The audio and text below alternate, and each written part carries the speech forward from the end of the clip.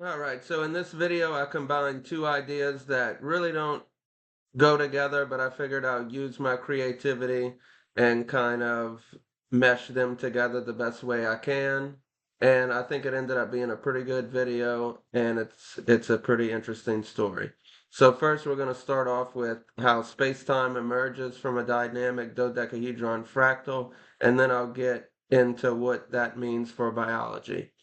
So basically, at the smallest scale, like the Planck scale, space is probably divided into dodecahedra, which quantizes or discretizes the space, and then you have emergent frameworks or space-time that forms from that, which you can see as this pink hexagon where you can have shapes emerge from this fractal, as you can see here. But I'll get more into how that happens in the next few slides.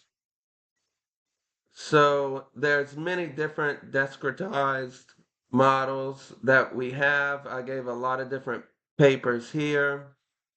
You have loop quantum gravity, which uses similar geometry as the dodecahedron fractal. And you also have string theories that use dodecahedron as a framework for the energy landscapes. But you also have the amplituhedron, which explains the shapes that exist kind of outside of our universe that describes the particle scattering that we observe in our universe.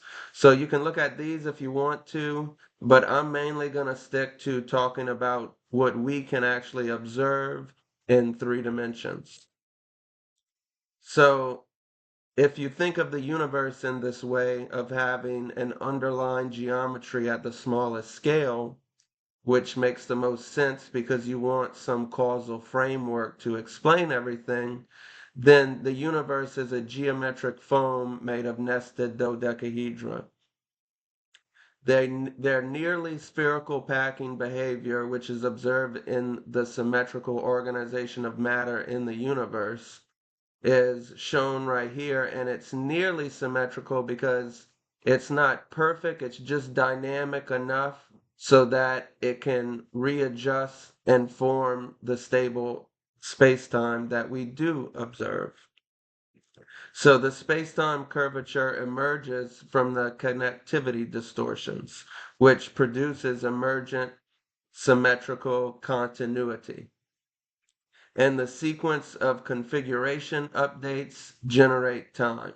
So as this framework generates new geometry, the sequence of that new geometry emerges is what you experience as time.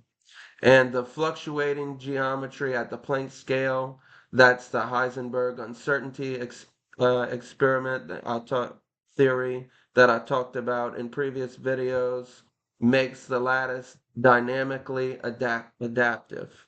And you can think of the particles as stable oscillations in this lattice. So you can think this picture just shows this lattice, and it can reconfigure as tension arises in this lattice, as you get new geometry, and then you have stable configurations, which we observe, for instance, as hexagon cells that emerge from this geometry.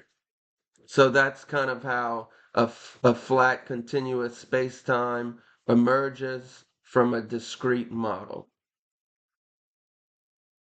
So the reason why a dodecahedron fractal is perfect for using as a framework to map the energy landscapes in 3 dimensions is because it's intrinsically 3D. Because the angles of pentagons, the pentagonal faces, cannot tile in flat space, which you can see here. So pentagons must embed in curved space. So in order to create this shape with pentagons, you have to have 3D. So it forces 3D. So recursive dodecahedral selects networks where natural symmetry closure occurs in 3D. And that's what gives us our branching patterns that we see in the universe. So dodecahedra are unusually good at stabilizing defect propagation. So you can see here that pentagons curve into dodecahedra only in 3 dimensions. That's optimal for them. But it creates complex fractal networks, and it creates a stable 3D hierarchy.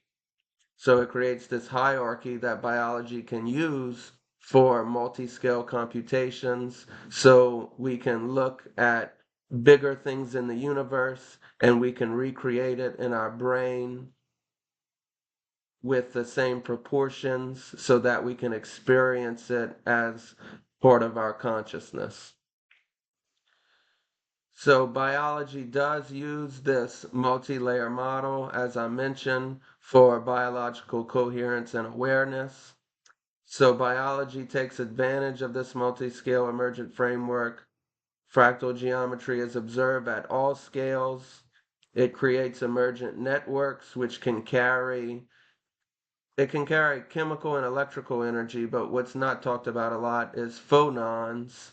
So that's energies of like mechanical energies, like sound waves or any type of vibrational waves through a medium. And all of these networks combining together mediate morphogenesis. And you can observe fractal geometry in cytoskeletal and extracellular matrix branching, lung vasculature, dendritic trees, in neurons, and the circulatory system. And the way that it does this at the mesoscopic scale is you have proteins that can use sugar and the intrinsic disorder of the proteins to form different lattices. You can see this lattice of galectin 3 can kind of form a pentagon right here. And then they can combine with each other and form macromolecular structures through liquid-liquid phase separation by just organizing water molecules. So that creates different compartments using liquid. So without a membrane, they call that membraneless compartmentalization. And that's the way that the cells can organize fibers into these fractal networks, because they can organize proteins like that, separating one phase of water from another, kind of like oil and water. But this is just water in water compartmentalization. And then as water is sequestered out of the liquid-liquid phase separated proteins, the liquid-liquid phase separated droplet gets more dense with proteins until you eventually have a network of fibers that form. And you can see that these liquid-liquid phase separated droplets can even form similar patterns that we observe at the smaller scale with the proteins. So you can see that they can form pentagons. So it's hard to see right here, but you can see 1, 2, 3, 4, 5 if you count the red. And then the hexagons 1, 2, 3, 4, 5, 6. So they can form some of these Platonic geometries that we observe in the protein lattices emerge again at microscopic scales when you're looking at the liquid-liquid phase separated droplets forming. And then that is what organize the fractal landscapes of the dendritic trees and the circulatory system, which we can see on the next slide. A lot of different parts of the body are organized, and you can imagine it, since everything is organized by these proteins. You can have lung vasculature with this fractal branching geometry. You have microtubules. I'm sorry, the words in this picture are backwards. I need to flip it around. But the green is the microtubules right here, and you can see they have this branching pattern. You have dendritic trees, which is the process coming out of this neuron that has dendritic branching. You can see the circulatory system, so the blood vessels that give the heart blood, they have fractal architecture along with the circulatory system of the hand. So the whole circulatory system has this fractal structure. And then the collagen fibers, which is part of the extracellular matrix, also has branching, which display these patterns. So biological structures are hierarchical constraint networks. Mechanical vibrations influence protein conformation and expression. That's called mechanotransduction, and that's what phonons are, the transfer of these vibrations. Phonons are mechanical energy propagations that can couple, that's coherence, with electrical energy and integrate biological information from various sensory mechanisms to help create awareness. So awareness is created by the integration of these phonons, mechanical vibrations, chemical energy, and also electrical energy, which all combine to create our awareness. And you can see that DNA also has shown to have similar lattice geometry, which is composed of these similar structures. This is a dodecahedron. So these fractal lattices composed of platonic shapes is all throughout the nucleic acids and the amino acids in our body and in all of life. So you can see a multi-layer model here with 4 layers. You have space-time is discrete, where matter inherent stable vibrational modes. Cells build hierarchical constraint networks, like I showed previously, the cytoskeleton, extracellular matrix, etc. Vibrations modulate ion channel gating, membrane potentials, protein folding landscapes, etc. Brain networks synchronized via gamma oscillations, theta rhythms, and cross-frequency coupling. And you can see each layer 1, 2, 3, and 4, which I described right here. So I think the best example of this is avian evolution. So the evolution of birds, which evolved from dinosaurs. And you can compare and contrast their skeleton in this picture. But dinosaurs first utilized their feathers for temperature regulation, and then they realized, some of them, that they can use it for gliding and eventually flying, so that they can live in new habitats, especially with the changing earth.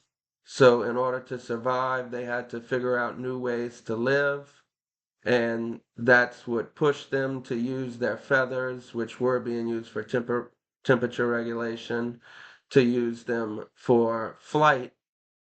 And then they also developed other mechanisms, which are definitely quantum mechanisms, to sense the Earth's magnetic field and to use the Earth's magnetic field to migrate and navigate around the Earth.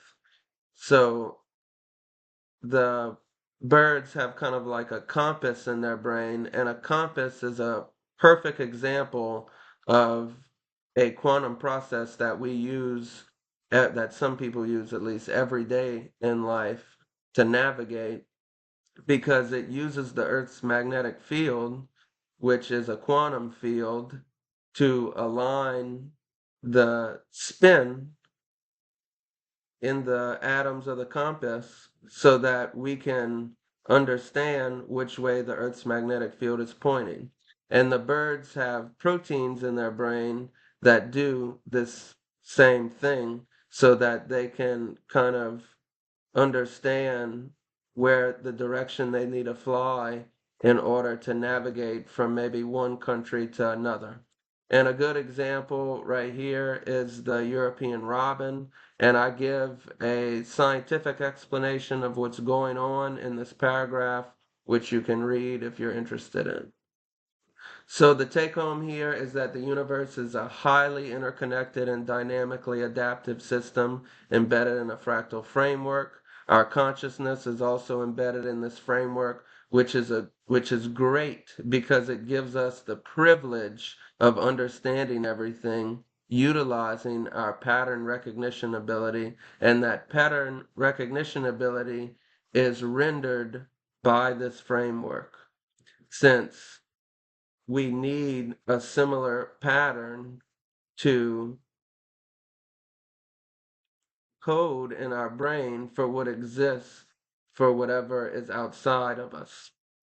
So if it does have similar patterns and similar geometry, then we can create a holographic, smaller scale representation of it in our brain so that we can experience it.